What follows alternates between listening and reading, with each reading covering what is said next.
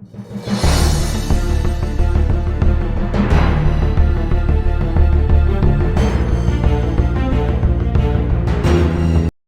दीपभाव मित्रांनो, मी किशोर जोटे पुन्हा एकदा स्वागत आहे माझ्या चला शिकूया तंत्रस्नेही होऊया यूट्यूब चॅनलवरती। आज आपण पाहणार आहोत की स्टुडंट पोर्टलवरती आपण पहिलीचे विद्यार्थी जे अपलोड केलेले आहेत त्यांचे आधार व्हॅलिड कसे करायचे आहेत।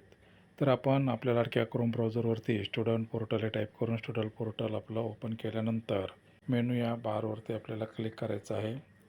वरून 3 नंबरचे टॅब आहे पिवळ्या कलरमध्ये, अपडेट स्टुडंट डिटेल्स, इथे आपल्याला क्लिक करायचे आहे। इथे क्लिक केल्यावरती पॉपअप विंडो येईल की अकॅडमिक इयर सिलेक्ट करा, त्याला ओके करायचं आहे। आपल्याला खाली स्क्रॉल करायचं आहे, इथे 24-25 निवडायचं आहे। त्यानंतर आपल्याला पहिलेचे विद्यार्थी आपण नुकतेच अपलोड केलेले आहेत एक्सेल शीटने, ते आपल्याला आधार व्हॅलिड करायचे आहेत। सध्या व्हॅलिडची टॅब अवेलेबल झालेली आहे। इथे डिव्हिजन आपण जी एक्सेल शीटमध्ये भरली असेल ती निवडायची, एक किंवा यापैकी। त्यानंतर गोया बटनवरती क्लिक करायचं आहे। त्यानंतर बघा इथे आपले विद्यार्थी दिसेल, इथे आपल्याला व्हॅलिडची टॅब आलेली आहे। जर आपण विद्यार्थी अपडेट केला नसेल तर तो आधी व्ह्यू अपडेट इथे जे आपल्याला दिसते त्या व्ह्यू अपडेटवरती क्लिक करून तो अपडेट करायचा आहे। जर आपण अपडेट केलेला असेल तर इथे व्हॅलिड नावाची टॅब येते।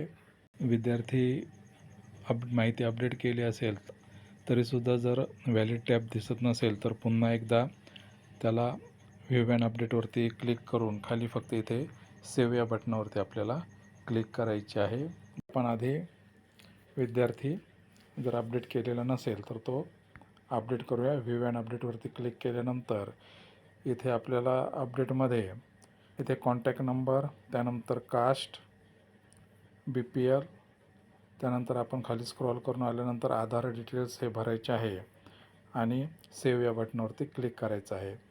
जर आपण आधीच ही माहिती आधारानुसार भरलेली असेल नाव वगैरे तर ते आपण कॉपी पेस्ट करून घेऊ शकतो आणि आपलं तिथे वेळ वाचतो। जर नसेल केलेली तर हे अपडेट करताना आपण संबंधित विद्यार्थ्याचा जर आधार समोर ठेवला आणि त्यानुसार ही माहिती भरली तर आपलं आधार व्हॅलिड लवकर होईल। त्यानंतर आपल्याला या सेव्ह या बटनावरती क्लिक करायचं आहे। सेव्ह या बटनावरती क्लिक केल्यानंतर स्टुडंट रेकॉर्ड अपडेट सक्सेसफुली ही पॉपअप विंडो येईल, त्याला आपल्याला ओके करायचं आहे। त्यानंतर वर आल्यावरती ते आपल्याला बॅक बटनवरती क्लिक करायचं आहे। बॅक बटनवरती आपण जर क्लिक केलं तर बघा आता ह्या इथे विद्यार्थिनीची माहिती अपडेट झालेली आहे आणि इथे व्हॅलिड ही टॅब आलेली आहे। त्यानंतर आपल्याला फक्त व्हॅलिड या टॅबवरती क्लिक करायचं आहे। आपलं नेट कसं आहे त्यानुसार थोडासा वेळ लागेल आणि बघा इथं आपल्याला पॉपअप विंडो आले, UIDचा रिस्पॉन्स आलेला आहे, आधार व्हॅलिडेशन स्टेटस, त्याच्या पुढे वाय आले, वाय म्हणजे यस, आणि reference number generated valid record म्हणजे हा आधार त्याचा व्हॅलिड झालेला आहे।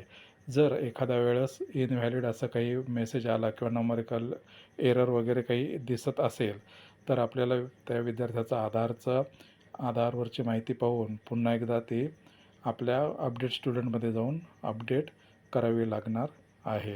ओके बटनवर क्लिक केल्यानंतर हे बघा इथे तो विद्यार्थी व्हॅलिड झालेला आहे, त्याच्या नावासमोर व्हॅलिडेट हे ग्रीन याच्यामध्ये आलेलं आहे।